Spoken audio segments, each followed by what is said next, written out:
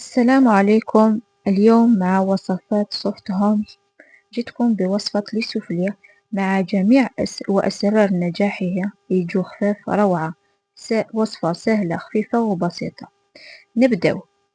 عندي كاس حليب دافية، مغرفة خميرة الخبز، مغرفة سكر، بيضة كاملة. تقدري ديري البياض فقط والصفار تخبيه للدهن. تقريبا نص كاس زيت، مغرفة صغيرة ملح. نخلط جيدا بالفوية. نبدأ نضيف الفارينة. في الأول نخلط بالفوية ومن بعد نحي الفوية وندير مغرفة خشبية. فوالا نخلط. نبقى نزيد في الفارينة حتى تتلم العجينة. العجينة تجي تتلاصق في اليدين. فوالا نجمع.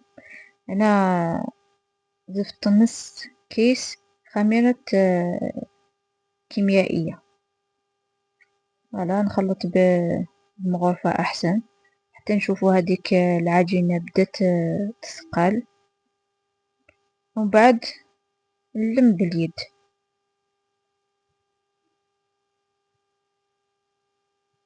فوالا وصفة سهلة خفيفة بسيطة وناجحة أكيد.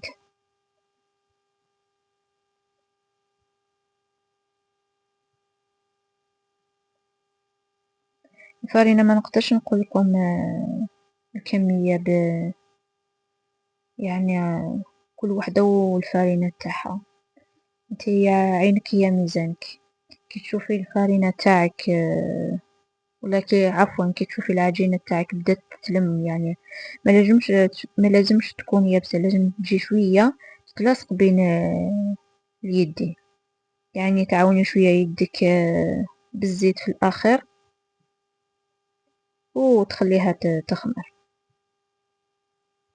فوالا هنا بالممارسة فقط تولي تعرفي العجينة.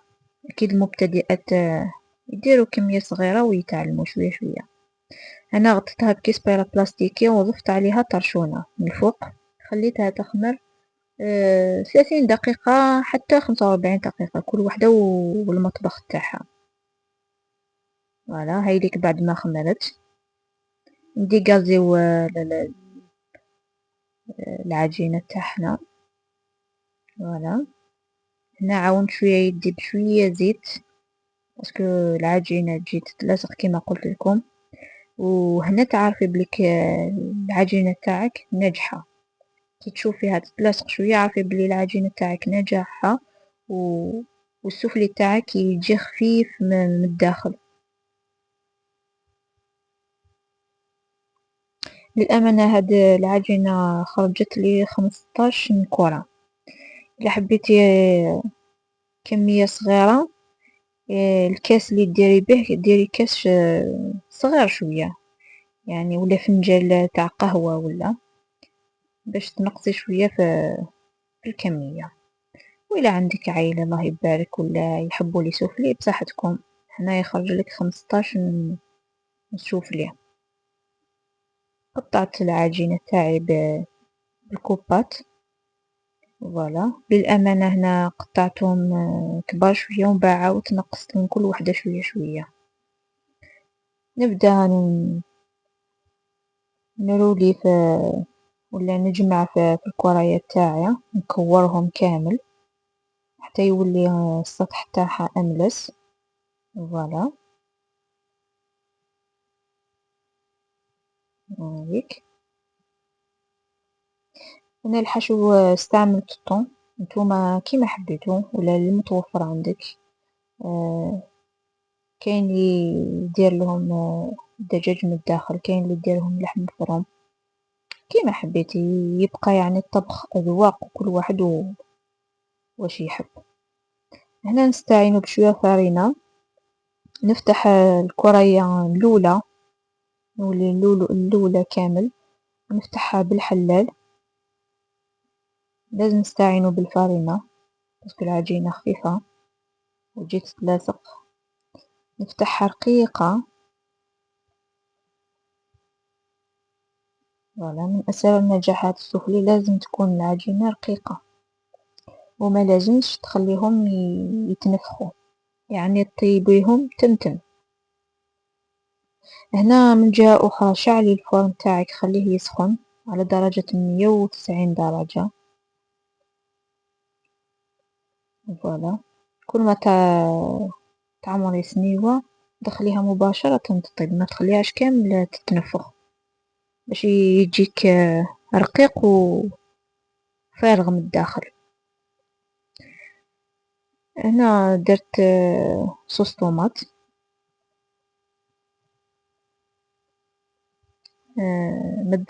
ما تخرجيش صوص طوماط للأطراف باش تلصق العجينة.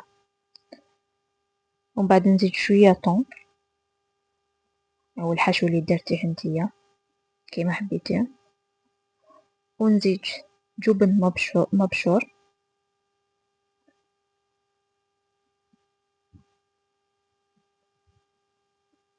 ندهن الأطراف بالبيض.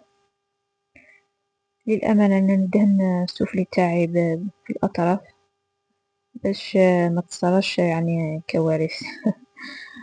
بعض الأحيان تصير مفاجآت. أنا باش ما يتفتحلكش السوفلي تاعك داخل الفرن تضمني بليك يلصق وما يتفتحش. نحطه داخل سنيوة مرشوشة بالفرينة، ولا حبيتي ديري لها بابي كليسون حسب الرغبة.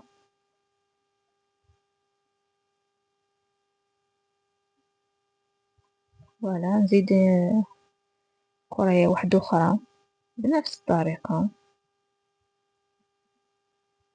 ولا نحلها بالحلال حتى تولي رقيقة.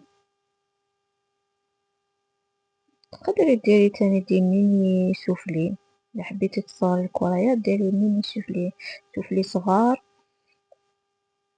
ولا كيما أنا درتهم متوسطين.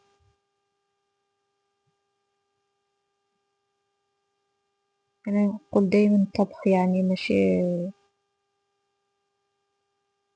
يعني قرآن، ولا كل واحد يطيب بالطريقة تاعو، كل واحد عنده لمسته، كل واحد عنده ذوق تاعو في الأكل. وأكيد فوالا نضيف الفرماج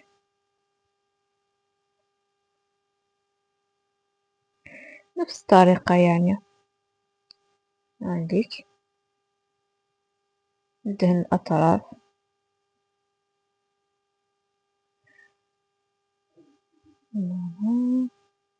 يعني الصورة واضحة على ما أعتقد.